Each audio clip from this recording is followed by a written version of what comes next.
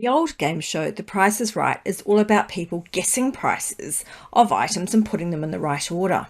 When in business, we play a similar game, where we set our prices for our customers and make sure they are in line with our competitors for comparable levels of quality and scope. But how do you know if your price is right? Welcome to the FAQ Business Podcast for business owners, covering 4 pillars: actionable education, inspiring leaders, businesses like you, and thought leadership, where we challenge your thinking. Hosted by myself, Jane Tweedy, I'm founder and lead trainer of FAQ Business Training, where we want to avoid you getting ripped off or ripping yourself off. We'll feature an amazing diversity of guests with lots to educate and inspire you. Let's jump into today's episode of the FAQ Business Podcast. I'm Jane Tweedy from FAQ Business Training and the host of the FAQ Business Podcast. Unfortunately, I'm still sick, so again, another one of these kind of filler episodes until I can get things back on track. But anyway, today's episode is something that is very important and one of my passion areas when it comes to training in regards to small business. And it's making sure that people don't rip themselves off by underpricing their products and services. And I want you to really understand that you don't want to be working hard for no return. And unfortunately, I see that far too often. Today's episode of the podcast, we're going to look at whether your price is right to ensure that your business will be sustainable and you're not working really hard for no return. You can look out for courses that we run through our online school, including some on discounting, which we believe is one of our best yet, and on quoting, and also through our live events. In fact, in May 2022, we are running a program for women in business, specifically as it is funded by the City of Parramatta Council as part of their Women in Business program. Preference is given to Parramatta, New South Wales, Australia attendees and also our business growth members. But otherwise, you can apply, and if there is room, we will let you in. So what considerations do you need to look at when you're looking at your pricing? Do you know how much it costs you to provide your products and services? If you don't, you really need to focus some time sorting out these fundamentals. Understanding how much each product or service costs incrementally per actual sale, as well as all the overheads that need to be applied, is super important. And with overheads, I don't just mean costs to pay for insurance and accountants and things like that. I also mean your time overheads, and too many people forget these, and these are what can cause you to be working extremely hard for very little return. If you're a service provider, have you ever calculated a price and thought, I can do that in 4 hours, but I don't think the client's going to wear that, so I'm only going to quote them 3. The trouble is there, you're already starting an hour in the hole. But in addition to that, there's plenty of time that you've used to get that deal over the line. The trouble is we tend to focus on the face-to-face or the actual client time we deliver, and we forget about the time taken to prepare that customer, the time taken to onboard them, to deal with them, to answer their queries, to handle their phone calls, to handle their emails. So we've got all that work with that client. But you know what? We don't just do that once. We repeat that for multiple clients to get a client on board potentially, particularly if our conversion rate isn't so good. And I hear people tell me that, but I can't quote a quoting rate to my customer. I can't charge them to quote. The reality is you have to charge them to quote. And it's just that you don't necessarily charge them a fee up front, but you need to build in that quoting fee into your prices because you've done a lot to get the client on board. You've chatted to them or exchanged emails. You have potentially gone on site and done a quote. You've prepared some quote in your office. And obviously it's a physical quote. You've got travel time and things as well. But most people do have some kind of interaction before they deal with a service provider. Less maybe on the case of a product, they may just go and buy that online. So it may be a little bit less of an impact when they buy online. So you need to ensure that you are including all of your inputs into your pricing. And I find most small businesses aren't, particularly on that non-client facing time. Saying, but I can't charge for quoting is just not going to cut it. You absolutely have to. When I go to a large department store like Maya and I go to buy a cushion, what do you think I'm paying for?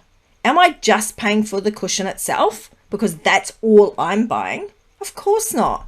I'm paying for everything. I'm paying for shareholders to get money. I'm paying for the big wig sitting in that ivory tower. I'm paying for the ivory tower. I'm paying for everything. I'm paying for the racks that the cushions sit on. I'm paying for the cleaning products. I'm paying for the cleaner. I pay for everything. And in small business, we just for some reason think that we can't. But the reality is we do for everything else we buy. So why can't we charge for it? Small businesses are really their own worst enemies. And they don't charge for it, and they have these misconceptions about what is chargeable and what is not. You've got to start to think about this more sensibly, because otherwise you're going to be running a business which is completely unsustainable. And you'll only start realizing that when, for instance, you go to hire an admin person. If you've been doing the admin prior and you now hire an admin person, where do you think the fee for the admin person is going to come from? Hello, it's going to come from you. It's going to come from your money. It's going to come out of what you have been earning. So if you're not charging enough because you're not actually relaying that cost to the customer, you're going to be hurting a lot. What about discounting? Discounting can be essential in some businesses because their competitors are all about discounting. And sometimes, this can cause us problems. The thing is, discounting in itself is not evil. It's not a bad thing. However, you must have planned for the strategy in advance. You can't just suddenly decide, I'm going to cut 20% off all my prices, because you haven't built that into your overall model. There's a brand that started in New Zealand called Kathmandu.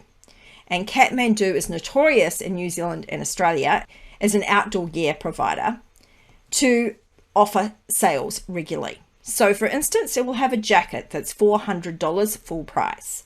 But they know they're almost never going to sell it at full price, because we as customers know we just literally have to wait 2 weeks and there'll be another sale on. And the sale isn't a few percent off. We're talking 40, 50% off. So the thing is, their model works. It's called a high-low strategy. And the model works because they price it in. They know upfront from day one when they buy their products that they're going to be retailing them not at $400, but more like the $280 or the $200 mark. And as long as they factor in everything else around their model, selling at those prices, their model works. And that's why it's really important to understand, if you want a discount, you have to prepare for it up front. I do have a really good session on discounting, which if you get through our tea time tips on our training school, you will find that you get the spreadsheets and things that go with it. So I do suggest grabbing that. It's only $5 Australian. It's very, very affordable. So quoting, discounting, and understanding all your inputs is super important, but that's not enough. There's more to it than that. What about your competitors? You need to make sure that you're pricing yourself in the acceptable price range. If you price yourself away from everybody else, you're going to find you don't get any business. Now, sometimes, unfortunately, the market can be doing all the wrong things, like for instance, in the cleaning space. You quite often see posts about people saying, oh yeah, I paid $25 for my cleaner. And the reality is that is less than minimum wage. So if you're hiring people to do the cleaning, you actually can't hire them for that. So the thing is, sometimes we just have to kind of give up certain markets because they really won't work for us. And other times we have to stay within the acceptable range, but we certainly don't need to go down to what somebody else is charging because they're not doing things right. We want to be charging correctly on a level playing field. When we're looking at competitors, we want to understand what their strengths and weaknesses are, where we are placed versus them. What quality do they offer? What's the scope of their offer? And these are the things that can have some adjustment. So if their quality, they're offering pine and you offer hardwood, well then their prices are going to be less than yours. understandably so, and easy to justify to somebody. So you do need to understand where they sit in things like quality, scope, and time. And those components are what adjust the cost triangle. So if we want to reduce the cost, we can reduce, say, the quality or the scope of the job. What about determining which of your products and services are actually generating money and which ones are actually operating at a loss? You've probably heard the term loss leader, and in, for instance, a supermarket, they will often have loss leading products. They will entice you in with a great deal because they know if you come into a grocery store, the chance of you just buying that item is very low. You're also going to buy other items. So when we're looking at the pricing of our products and services, do bear in mind if you have any things in that kind of attract people in, like lead magnets, make sure the cost of generating those lead magnets and taking people through the funnel to buy the item is included in that item's cost. Because if you're giving away freebies, then you need to account for that somewhere. You also want to consider the lifetime value of the customer, because if the customer can return regularly, can upsell their items, then there is always opportunity to recoup any discounting and things we do up front or any ongoing discount we offer against other things like marketing cost. If we have a customer that comes to us all the time over and over, we don't have to pay to attract that new client because that customer's coming to us. So we can pass on effectively some of that marketing cost discount that we're not incurring. What about that customer? Are they also getting us other business? Are they referring us? In which case we might want to give them some sort of refer a friend type program. Do bear in mind that there may be some laws in your state or territory or country regarding this. So for instance, in New South Wales, Australia, back in 2020, there was a new rule put into place, or a new law put into place, which many people probably haven't even picked up on. And that new law said that you must disclose if there are affiliate fees, referral fees, finder's fees, any of that sort of thing. You don't have to say what the amount is, but you do have to say that that fee is in existence. So if you have a partner referring to you, they should be telling the person, as should you be making sure it was clear that there is a fee involved. If you don't, you will be breaking the law. What about the timing and how you go about putting prices up? So say, for instance, you look at all these inputs and things and you go, oh, my prices are too low. How do you go about putting them up? Honestly, most people are more concerned about this than their clients are. The clients honestly often don't care. If they love what you do or they love your products, they want to keep buying from you. And if you've ever had a customer say to you, is that all? You know for sure you are undercharging, because people blurt that out when it's so unexpected, when it's so far below what they expect to pay. If it's a little bit below what they expect to pay, they might think, well, that's a good deal, but they don't blurt it out in the open. If they're blurting it out, you know for sure you need to put your prices up. Now, sometimes when we put our prices up, in that case, the customers are more than likely going to accept it because they recognize they're getting a ridiculous bargain as it is. However, sometimes we have to put our prices up and we have to actually attract a completely new client base. So this is where we've got to be really mindful and careful if we are transitioning to new clients, because if we suddenly put the price up for our existing customer base, say if we had to double the prices, we might completely lose our existing customer base. And that might be completely untenable. You've suddenly gone from customers not paying enough to nobody. That's not going to work. So usually what we do when we put up prices is we may have some foundation pricing. We may have some staggered pricing up to the new level. I will give you a little tip here though. If you are going to give a customer a discount off the new normal prices, make sure that you disclose that constantly. So on their invoices, say to them, regular price, $500. Loyalty discount, $100. Total price, $400. So that way they know every single time they pay that they are getting that discount, because otherwise they'll forget. And when you go to them later and say, hey, we're putting your prices up, they'll feel ripped off. Whereas if they know they've been getting a discount for quite some time, they're more likely to accept it and to sort of bring that on board. So that managing of that price increase is important. What about the timing of the price increase? If, for instance, you have a quiet period, it can be a really good idea to warn people ahead of time that after the quiet period, we're going to put our prices up. Now, obviously, you don't say it's a quiet period as such, but for instance, a pest control business. July and August in Australia, they are dead. The bugs are at their quietest, if you like, and therefore people don't tend to book pest control.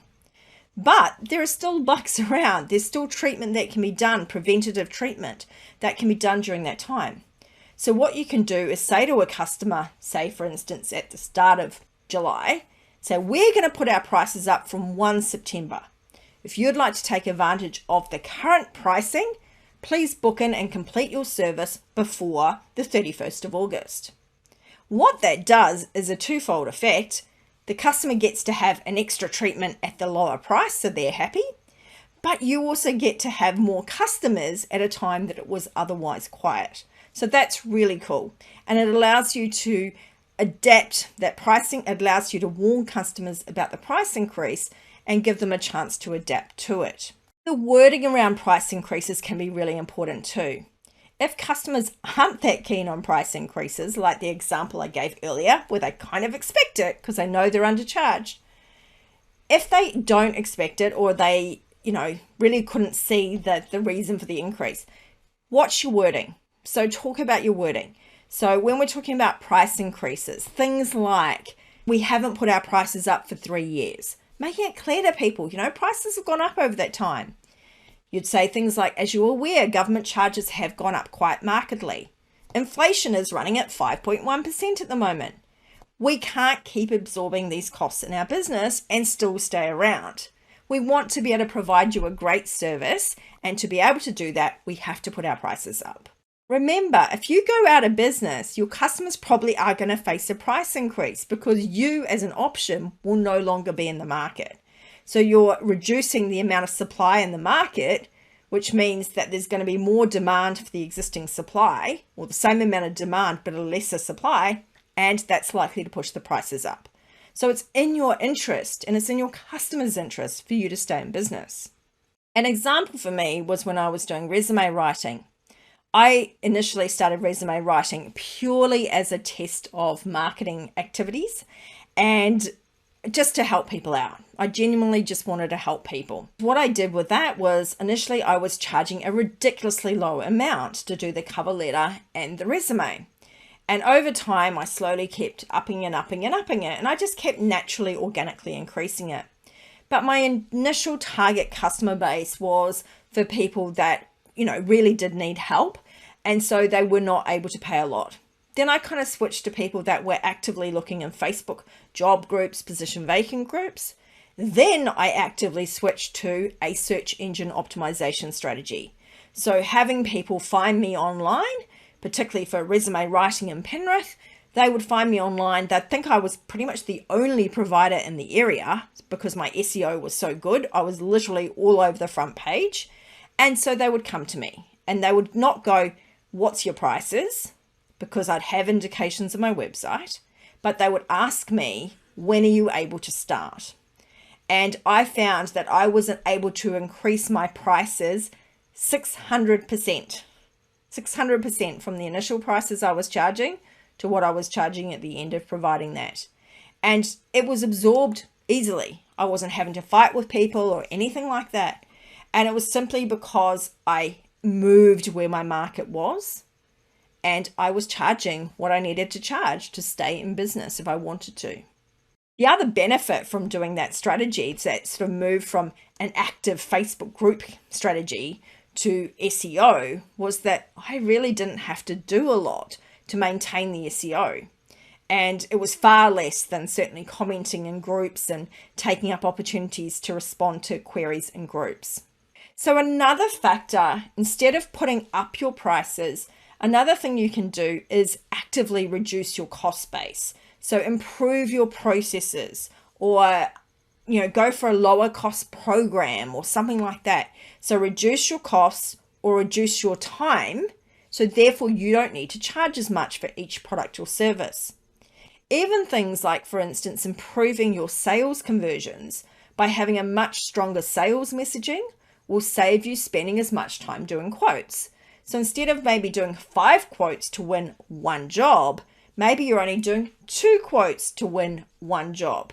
So that is much more cost effective, and therefore you don't have to up your prices as much because you've improved your processes. You've improved your conversions, which has a massive impact. If you look at our quoting workshop, you will see that that is a massive, massive thing. If you are effectively incurring a $200 cost per quote, 200 times 5 is $1,000. So you have to add $1,000 to the cost of your service to get back that quote money, to get back that quote time. So imagine if you can drop that $1,000 down to $400. That's a big difference. So please make sure you're looking at your quoting and at your sales and your sales messaging to make sure that you're doing everything you can to improve your automations, improve your processes, reduce your costs, and increase your conversions. And one other way to remove cost is by packaging your products and services together.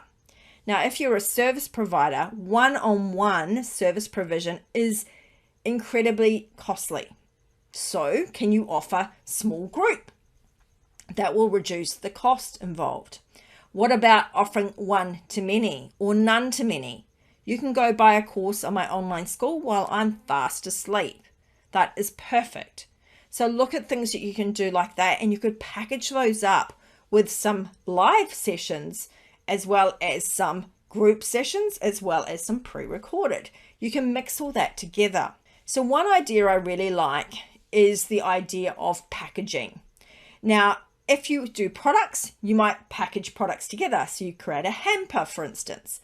And the thing is, it's much cheaper to supply a hamper than it is to supply an individual product times 10 to 10 different people, because you've got to go through the processing, the packaging, everything together. You've got to go through all that separately instead of doing it all in one go. If you do services, then you can look at offering 3-tier pricing, where you basically start at the bronze level with the minimal amount of your one-on-one time, plus ideally things that save you time. What do I mean by that? If you ever had those just a quick question type things, or those pesky common things, say for instance you write blogs, and every time you give the person the blog, because they're meant to take care of it to put on their website, they go to you, "Oh, I can't remember how to load it to my WordPress site again. Can you remind me?" Well, imagine instead of telling them the same thing for the 16th time over, that you give them a little knowledge base, which includes how to upload a blog to their WordPress site. Well, the thing is, they can then do it at 11 o'clock at night if they so wish. So that's great. They can do it at any time that suits them, which is convenient. So it's actually great for customer service, but it also means you don't have to answer that annoying question. Because let's face it is kind of annoying because you're really not getting paid for it. You were paid to write blogs, not paid to answer a query about how to get it on their website. So I really like this idea of bronze packaging, where we have the bronze service plus some little add-ins. They save you time and make you more money, because you're charging more than what you would charge from the individual service. Because also it means that the person doesn't go, right, 2 hours of your time equals this, because now it's 2 hours of your time plus these 3 other things. So now each of those things has some value. So that means the person's not doing a straight hour calculation. The other one that they can do then is the silver package. And what you will find in these 3-tier package structures is most people go for the silver because they have this real fear of missing out. And the type of things we chuck into that are things like real genuine value add things. So for instance, it might be a little mini course or an ebook on how to come up with content ideas for blogs. Now that is something that would be really useful to that person that is having those blogs written, because where do they start with the content? Where do they start with the ideas for the content? And you're going to literally give them something that's going to help them. So they'll be really keen on that. So again, in this case, we create this thing once and then we can sell it many times over, which again is a really good use of our time, and we can make more money of it. And then finally, the gold, that's the one where you offer them more time. More toing and froing, more email, more phone calls, or more consultation time. But only at the gold level. The problem with most small businesses is that they charge the bronze level price and deliver the gold level service. So really think about how you could do that much more effectively. The other thing about selling multiple products and services together in a bundle, and this could include things like gym sessions, selling a 10-pack instead of selling one, is that we don't have to do the rapport building. We don't have to invoice the client. We don't have to go through all those additional steps to get the sale over the line because we've done it once and then we're just fitting in these extra products and services. So for instance, if you're a beautician, maybe you do a facial, but while you're doing a facial and there's some products sitting on their skin, they've already paid for your time and things. A bit of a foot rub or something might be, something that you could offer. And you could offer that at a discounted price because if they're coming in to buy that foot rub or whatever separately, then they're paying separately for your time and your billing and your rapport building and everything else. But this one, they're not paying extra for all those extras. They're just paying for effectively part of that service. So that can be a really good way of making more money by upselling. So really think about whether you can combine products or services together or what we call productized services. Services that we turn into products because we can then sell them over and over again. So I really hope today's session has triggered you to think more about your pricing. If you want to learn more, please keep an eye out for all of our pricing workshops and sessions. We have a few on our online school already, including about discounting and quoting. More will be coming soon. So please take advantage of these type of sessions because they really are enlightening. My school is available at faqbusinesstraining.com. I look forward to seeing some of you learn something about your pricing structures. Catch you later. I'm Jane Tweedy and I'm from FAQ Business Training.